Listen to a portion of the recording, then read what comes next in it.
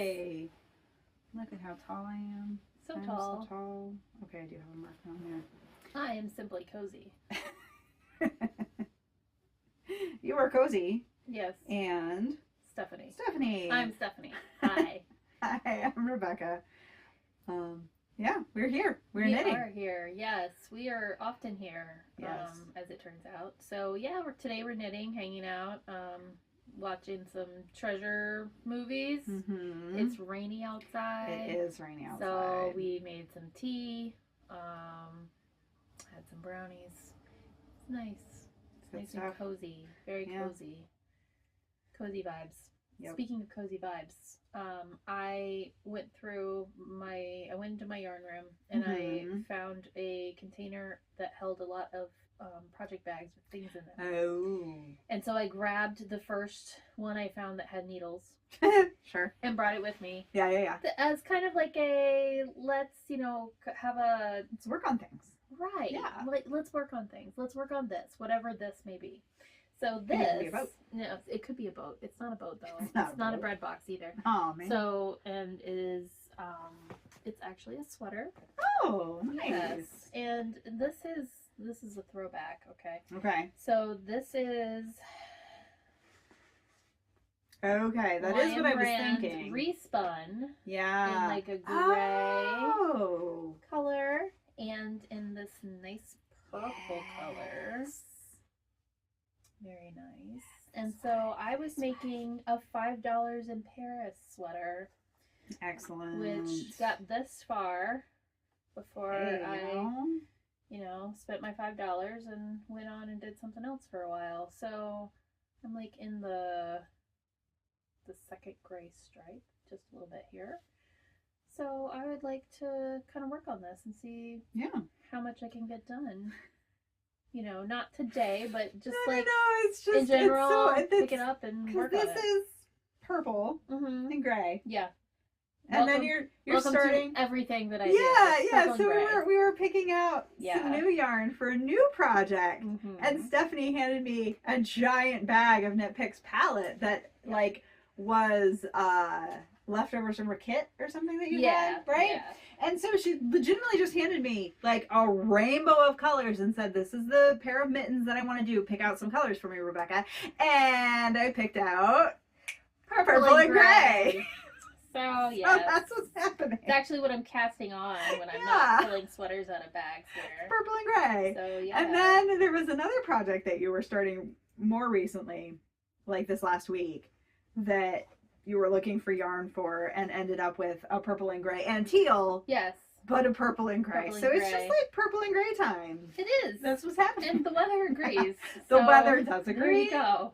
I can't help that it is the last day in May today, and it is 57 and raining. It is horrible, and hopefully by the time this actually gets posted, it will no longer be 57 degrees. Will be June, and there will be sun, sun, 85, and it'll be great. And we will be miserably hot. Yeah, I'm loving every second of it. Well, I hope. Sure. My other good news, as far as projects go, is that I am on the I-cord bind off of travel mode. Hooray! Check it out. So I've got this. You got some of it. Some of it is done, about 6 inches. Yay! So yes, we are progressing. What is this color? Would we call it like burgundy? Yeah. It's so nice. Yeah, it's nice. It's really nice. It's gonna look really great. It really will. I'm so excited. That's happening. I'm excited for this to be nearing the finish. I started the I-cord bind off this morning and I was like, this isn't so bad. I know I will hate it before too long because it's like 800 stitches, but it's going to be fine. It takes. It's going to be fine. It'll take the time that it takes. But it really is a really nice bind off for this shawl. It's so good because you've got you've got the whole shawl of all the sort of kind of herringbone-ish, right? Gorgeous. Yep, they can see it. We've got the triangles happening, and then we've got the stripes. Some of them are garter, and this is all garter stitch, and then there's this part that's stockinette. Peekaboo. And then we've got little bits of stockinette and the burgundy, and then the accent colors are garter stitch, and then we've got I-cord, and it's so nice. It's gonna be nice. It's so nice. So I'll be working on that. as well. This is now officially my mindless knitting. Yay! It really is. It's a big pattern. It's a big shawl. The part that takes minding is not losing the needle tip that I'm using to do the bind off. That's fair. Also, well, and even like when you're knitting the body of it, if you put in some stitch markers, you do your increase or decrease depending on whatever when you're there. Yeah, the whole thing is really pretty mindless. It doesn't take a whole lot. No, it's really great. Yeah, it's amazing. It really is. I did mine a couple years ago, which is then where Stephanie got the idea to do hers, which I think we've talked about before. But then I took mine to the ballet a few weeks ago and put it on my lap. I didn't need it on my arms, but I needed it on my lap. It was really nice still. Nice. It was still really good. Aww. It was good times. Yeah. Yeah. So purple and gray. Purple and gray is what Stephanie is doing. And I am not, because let's see, I'll grab all my yarns here. Because you decided to do something normal? Well, depends on whose normal we're talking about. I'm doing a scrubby hat with red, yellow. This is a blue. It looks really, really dark. Because, we're not getting our natural light helpers here. Blue and then green. So I've got all of this, and I'm doing a Dazzle hat, which is an amazing hat. I love it. It's great for scraps. I've done one already. I'll bring it. Favorite thing. It's my new favorite thing. It really is. It really is. It's such a good hat. I took a picture of myself wearing it. Yeah, it's awesome. I may have to get this pattern too. It looks pretty good. It's so good. And would you say it's like pretty well written? Like, oh yeah. Yeah. It's very clear, very like detailed, but not too detailed. Okay. Because sometimes you get the patterns that are like scroll 50 scroll, pages. Scroll, and then you knit two together. Okay. Yeah, it's not like that. It has the information it needs. It goes through like all the steps, but I think the whole front page is like a cover page with a picture, which fair enough, right? Yeah, sure. Even with that, I think it's 3 pages. Okay. And so it's from 2016. I want to say that the designer her first name is Lindsay. I could be wrong. I'm very, very sorry to the designer for being wrong about that, but I'll have the information written. But it's called Dazzle Hat. It's from 2016. And the only thing I can think, there are with this one, I think this will make 182 projects on Ravelry. The only thing I can think is this hat was before its time. Because it's got these little wedges that you can do with individual colors, which is what I'm doing. And then each individual wedge takes like 10 grams, about 30 yards. And so it's really, really great for scraps, really, really great for advents or sock sets or something like that. And then you can use, I think the whole rest of the hat is less than 150 grams. Or 150 yards for the whole thing. Kind of makes sense that a hat would be less than 150 grams. Yes, but it's less than 150 yards for the main color. And honestly, I have had so many thoughts about how to do this hat. It kind of is like, well, how many ends do I feel like weaving in? Because there are some rows that are like 6 stitches. So like you could really go to town with some scrap knitting on this. You could make some very, very minor modifications and do like kind of a DK weight version, because it's a fingering weight version. Okay. It's a fingering weight hat. But you could do some minor modifications and do a DK version and like Russian join, magic ball, everything together. And I mean, there's so much that could be done with this hat. DIY so like, gradient this too. Yes. Nice. And okay, so it's like it might be a 4-page pattern, because it also gives options of like, here's what it would look like with gradients of all the different colors, and here's what it's look like with actual contrasting, like what I have with like, the red, yellow, green, and blue, and here's what it would look like if you just do the wedges all in one one consistent color. So it has like that kind of guidance. Again, the only thing I can think is that this hat was before its time, but it's a great pattern. I love it. I'm going to make a bunch of them. So get ready. Apologies in advance for you getting tired of me talking about them, because and it's called Dazzle. It's Dazzle Hat. It sounds like it has dazzled you. Dazzle, it has. And Dazzle it's garter stitch short rows. Nice. So again, pretty mindless. Now, are you pretty mindless. A fan of the German short row, or? It does, in fact, use German short rows. Oh, my favorite. Yeah. Excellent. So it's German short rows. Okay. In my opinion, and you can disagree with me, a short row is a short row, and if you don't like a particular short row, you can substitute in whatever short row you want. However, the pattern is written with German short rows. Sure. The pattern also has a link to a YouTube video telling you how to do a German short row if you're not familiar with it. So again, this pattern is great. It's got literally everything you could want.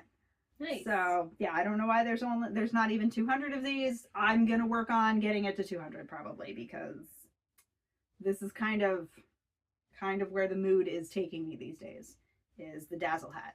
Nice. So yeah. Anyway, yeah, so we're gonna watch a movie. Rumor has it it's a movie that Stephanie has not seen, and by rumor has it I mean Stephanie told me she hasn't seen it. I'm pretty sure I haven't seen it. Which is just insane. It's just insane, is what I have to say. It wasn't my era of this genre. Okay, seriously though? Alright. What year did it come out? 1996. That's not the point. Okay. That's not the point. How many times have you sent me a thing on Instagram being like, we are gonna recast a Muppet version of this movie? We're watching Muppet Treasure Island. Stephanie's never seen this. Okay, Stephanie has not seen Muppet Treasure Island. Okay, but how many movies would be better if they were Muppets? All of them. Yes, exactly. But like, there's 2 that are already here, and you've only seen half of them. Come on. All right. We're gonna fix that today. Also, weird thing that I found out, Tim Curry is 5'9". I had gone through my whole life thinking he was like 6'3". And that's a thing that I found out, and now the rest of you have to know that too. And I'm just like absolutely perplexed by that, because seriously, I thought that man was 6'3". Apparently he's not. He's a legend. Right? He is. He's just, his personality is just so big. His personality is 6'3". He's just 6'3".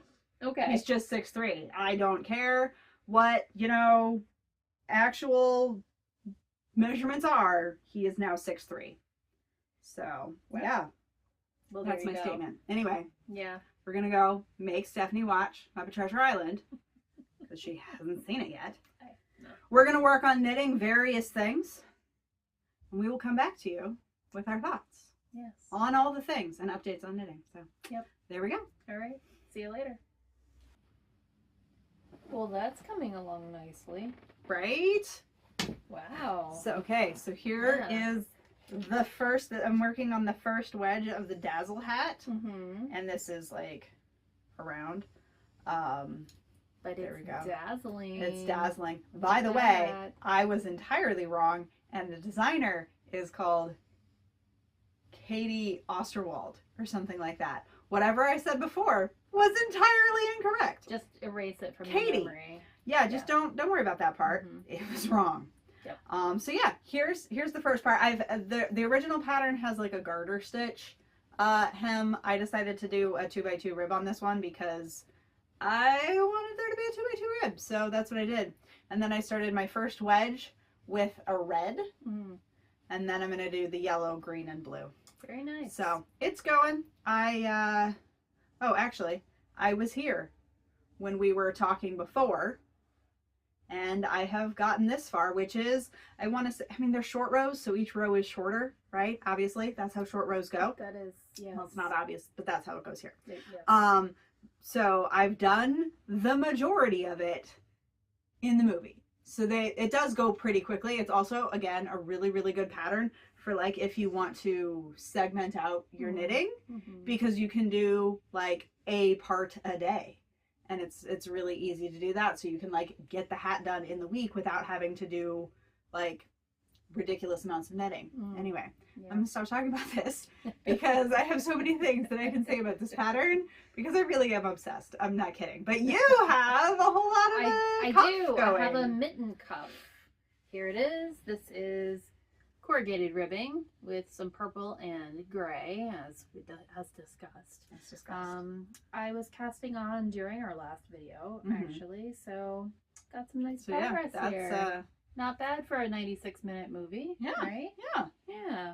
And as we said earlier, 1996. Yeah, so the movie was from 1996. That's so funny. It's 96 minutes long, right, also, which is like, ridiculous. I mean, that it just happens to like coincide like that. Mm-hmm. It was also interesting because like I know we talked a lot before about how we were so surprised that The Goonies was so very everything that it was, for being in the 80s. You know, it was a very 80s movie. Yeah. And this one, I don't know. It's 11 years later, right? So between 1985 and 1996, 85 to 96, that's 11, right? So we've got this increase of 11 years. Yeah. And like on the one hand, okay, they're remaking a classic. By the way, yes, before I know there's more than 2 Muppet movies, but there's like 2 where they take a classic and redo it with Muppets. Okay. That's what I meant, that there were 2 of those movies. There are 2 classics. I did wonder, but I didn't say anything. No, yeah. She figured it out. That's what I meant, is that there are 2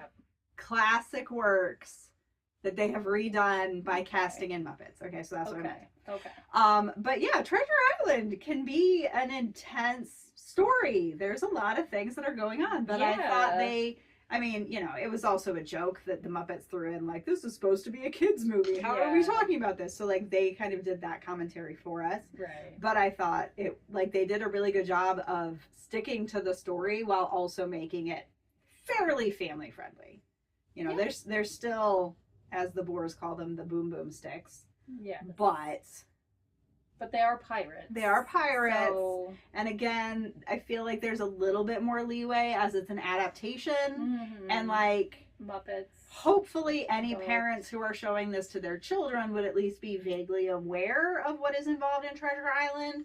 So like pirates. Like pirates and drinking and guns. Yeah. And skeletons that may or may not be Muppet skeletons. But like, you know, I feel like you kind of have to know what you're going into, but like I thought they did a really good job of making it pretty family friendly. They did. Yeah, it was good. I enjoyed it. Yeah, it's a cute, ridiculous little movie because that's what happens when Muppets redo things. Yes, as it should be. As it should. Yeah. Yeah. The treasure map part was kind of cool. The treasure map part was kind of cool. It's always interesting to see how they do that in various like treasure themed, you know, treasure stories when they're looking for the treasure, how there's like the actual hunt for the treasure and they have to go, you know, like 9 miles this way and then they start like take 4 paces you know, or 12 paces north and then change your bearing 179 degrees and take 7 paces south and then change your bearing 178 degrees and take 5 paces north and then go 180 degrees again and go 3 paces and then turn around and go 2 paces and then turn around and go 3 and turn in 5 and turn and take 7 paces and then, you know, just keep going for another 12 and then just, you know, it's a pirate treasure, so you have to do that whole thing because it's kind of like,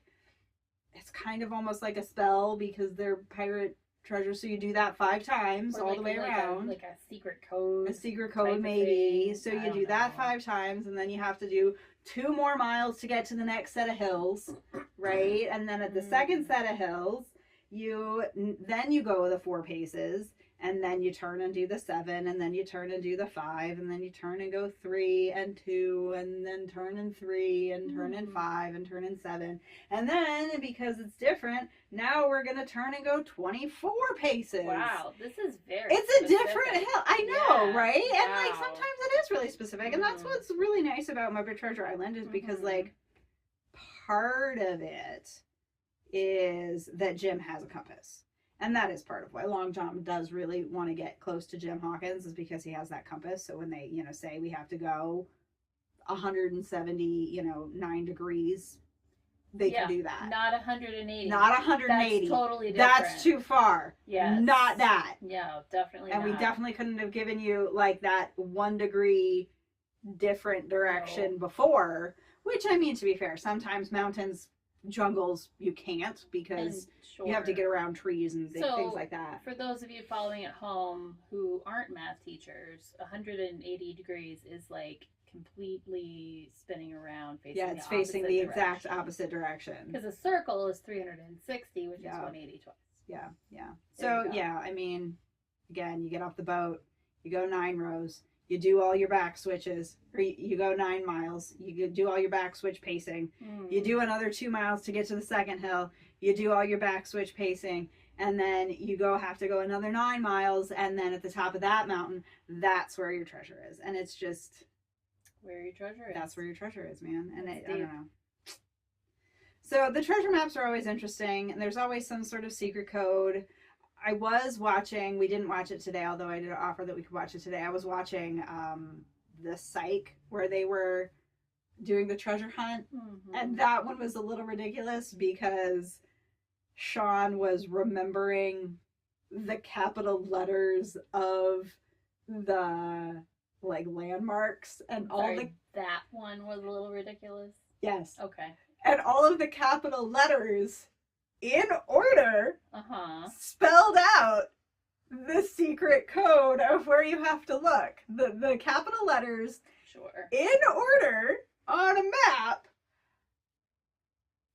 was the location for where you had to look. So yes, I maintain that one is a little ridiculous. Some people's treasures are harder to find than others. Some people's treasures are harder to find than others, and some people's treasures are in other languages.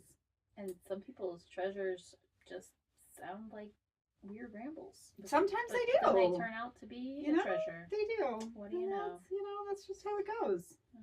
But keep going. Yep, just keep going with your I-cord, because now you're working on your I-cord. I am, because the next step on my mitten is going to involve something I have to look up how to do, and that's going to take a little bit more brain power than I currently possess. It's like in our last video when I was working on my hat and I got to the cable row, and I'm like, I'm not doing this now. Exactly. So yeah. But yeah, we're just doing I-cord and this hat. But and dazzling.